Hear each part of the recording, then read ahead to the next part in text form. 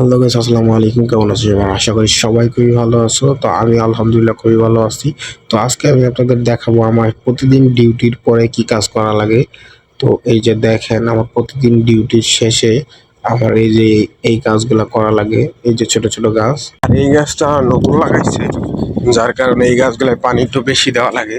সকালেও দিয়ে যাই, আবার এই যে এখন পানি দেবো। এই যে গাছ, এই যে পানি,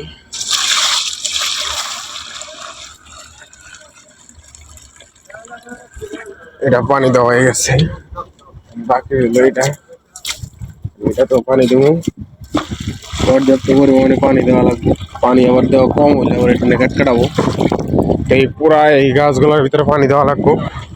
এটা হইতেছে কাম, মানে কাম শেষে ছুটির পরে এটা হইতেছে মাস্ট বি, এটা করাই লাগবো। তো আমার কথাবার্তা শুনে আপনাদের মনে হইতেছে যে আমি একটু হাঁপায় গেছি। মানে বালতিটা নিয়ে হাঁপায় গেছি। শালার বাসাটা করছে দেখেন কত সুন্দর, হালে মানুষ ভালো না। ওহ, খালি খাটায়, এত কষ্ট। আচ্ছা, আল্লাহ হাফেজ।